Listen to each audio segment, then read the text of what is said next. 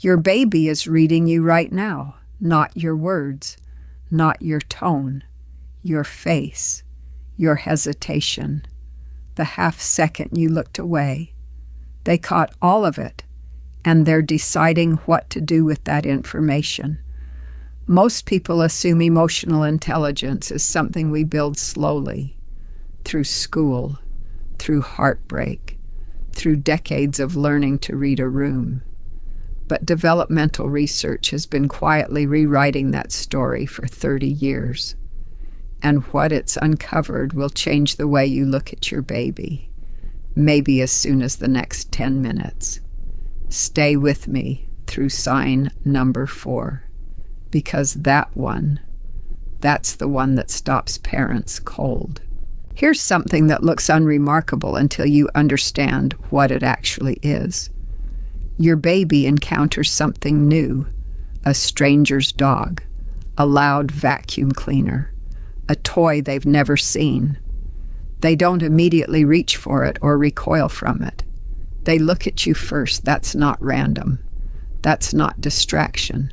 That is a deliberate emotional consultation. Developmental researchers call it social referencing, and it shows up reliably somewhere between 8 and 12 months. The infant is doing something cognitively sophisticated. They're treating your emotional expression as data about the world. Your face is their field guide. In a classic series of experiments using what's called the visual cliff paradigm, a table with a glass top that creates the illusion of a steep drop, researchers placed infants at the edge and had mothers display either fear or encouragement on the other side. When mothers showed fear, babies refused to cross. When mothers showed joy, most babies crossed without hesitation. The same physical situation, completely different infant behavior, driven entirely by reading the adult's emotional signal. Think about what that requires. The baby has to recognize your expression as meaningful. They have to map that meaning onto an external situation they haven't experienced before. And they have to update their own behavior based on that mapping in real time. That's not instinct. That's emotional reasoning. Now, some parents hear this and feel a flicker of anxiety. Does that mean my stressed face is hurting my baby? Here's the honest answer.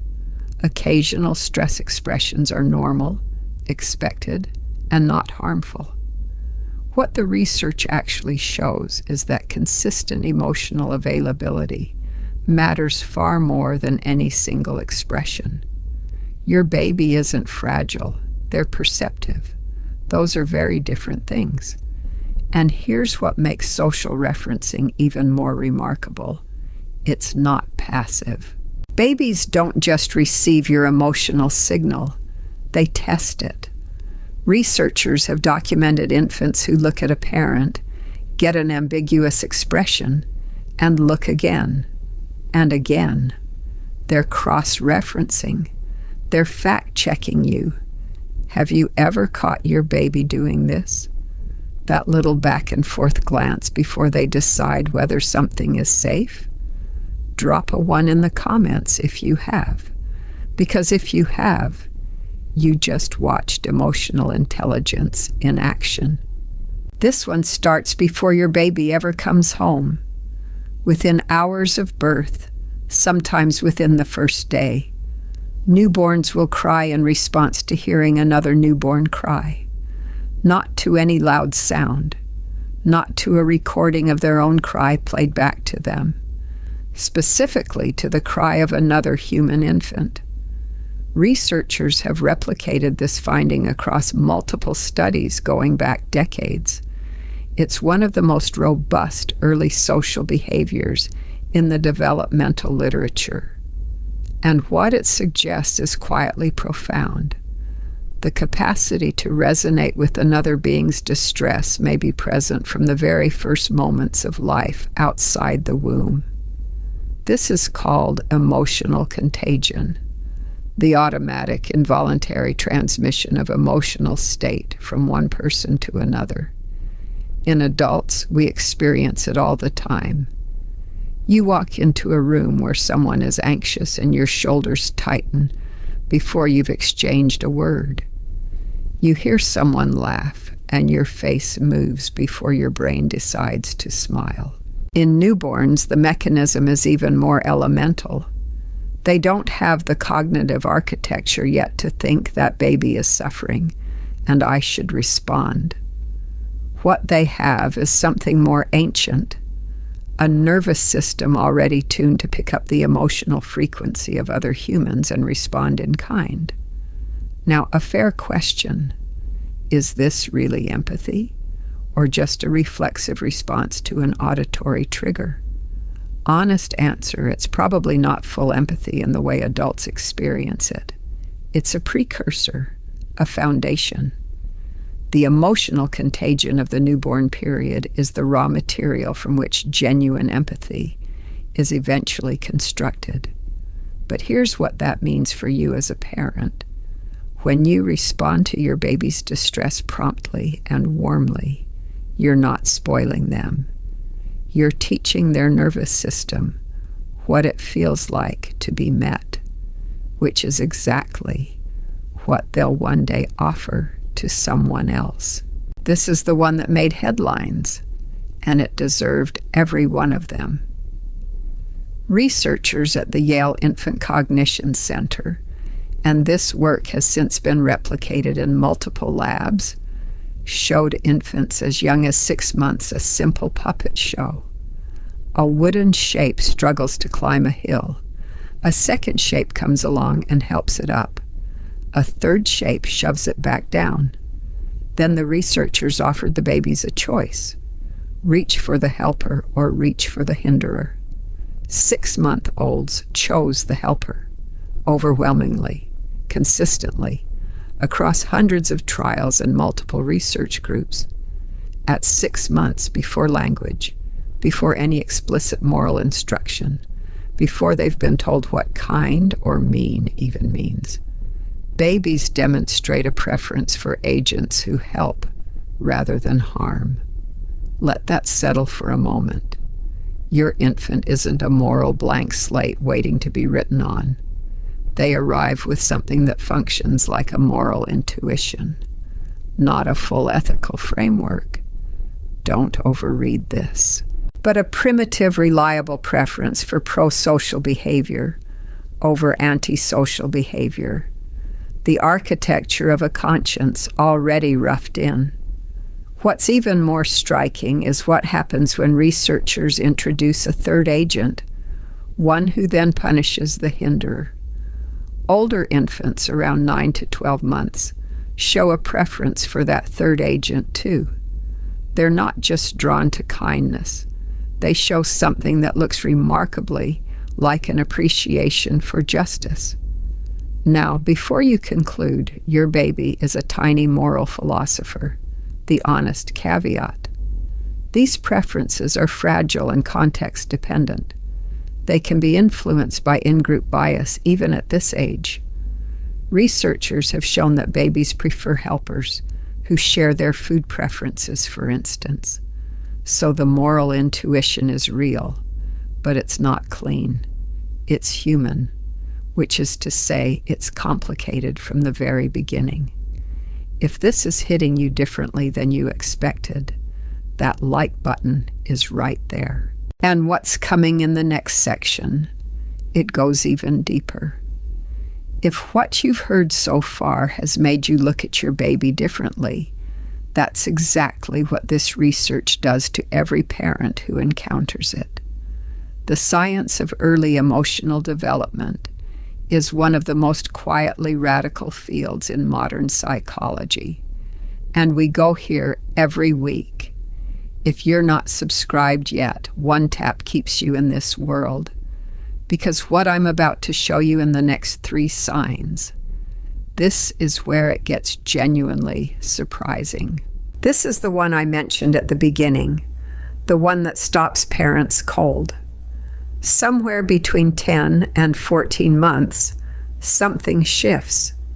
Your baby stops simply catching your emotions like a signal and starts responding to them as a problem to be solved. Developmental researchers have documented what they call proto-empathic responding.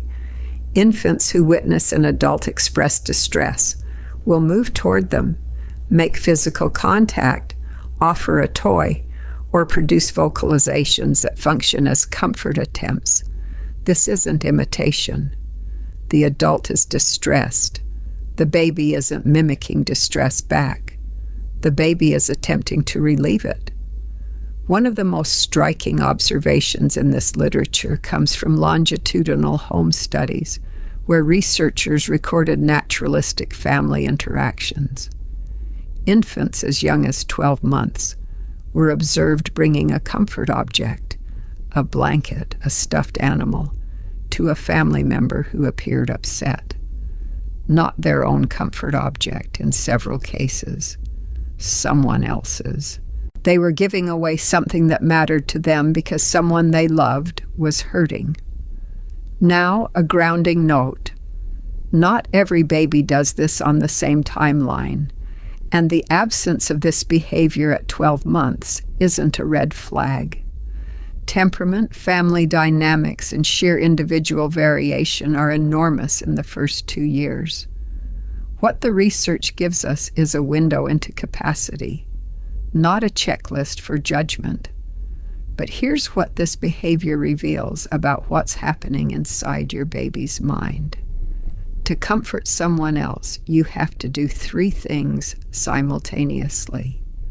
Recognize that the other person's emotional state is different from your own. Understand that their state is negative and warrants a response, and generate a behavior aimed at changing it. That's a theory of mind in its earliest, most tender form, and they're doing it before their 2nd birthday. Be honest with yourself. Have you ever had a moment where your baby seemed to know you were sad before you'd said a word? I want to hear about it. Tell me in the comments, because those moments aren't coincidences. They're data. There's a behavior so ordinary that most parents never think twice about it. And yet developmental researchers consider it one of the most significant milestones in the entire first year of life. Around 9 to 12 months, your baby starts following your point, not just tracking your finger, following your intention, understanding that you are directing their attention towards something meaningful, and then sharing that focus with you. This is called joint attention. And the reason it matters so profoundly is what it requires. Your baby has to model your mind. They have to understand that you have a perspective, that you're looking at something specific, and that perspective is worth joining. Before joint attention, your baby experiences the world in parallel with you. After joint attention, they begin experiencing the world with you. It's the developmental moment when 2 separate streams of consciousness start flowing in the same direction. The emotional intelligence dimension of this is easy to miss. Joint attention isn't just about pointing at birds. It's the foundation of shared meaning-making. When you and your baby look at something together and you say dog or scary or beautiful, you're not just labeling the object. You're teaching them how to feel about it. You're synchronizing emotional frameworks. Longitudinal research has consistently found that the quality and frequency of joint attention interactions in the first year predicts language development, social competence, and, critically, the capacity for emotional regulation in the toddler years. And here's the part that will make you want to put your phone down tonight. Joint attention requires your face to be available, not performing, not narrating, just present and responsive. The research on this is clear enough that it's worth sitting with. The final two signs are the ones that, when you understand them together, reveal something almost philosophical about your baby's inner life. Self-conscious emotions, shame, pride, embarrassment, guilt, were long assumed to require language and self-concept. The conventional wisdom was that babies couldn't experience them until well into the toddler years, maybe later. But researchers watching infants carefully started noticing something. Around 8 to 12 months, babies exposed to sustained, unresponsive adult faces, what researchers call the still face paradigm, don't just become distressed. They show a specific behavioral sequence. They attempt to re-engage, fail, attempt again, and then turn away with a gaze aversion and postural collapse that looks, in every observable way, like shame. They're not experiencing shame in the full adult sense. But the precursor, the self-referential distress that arises when a social connection fails, appears to be present in the first year of life. Now pair that with affect mirroring, the process by which a caregiver reflects a baby's emotional state back to them in a slightly modified, marked form. When you see your baby frustrated and you say in a gentle voice, "Oh, you're so frustrated, that's hard," you're not just narrating. You're doing something neurologically significant. You're giving the baby's internal state a shape they can recognize from the outside. You're teaching them that their emotions are real, nameable, and tolerable. Research by developmental psychologist Peter Fonagy and colleagues has described this process as the foundation of mentalization, the capacity to understand mental states in oneself and others.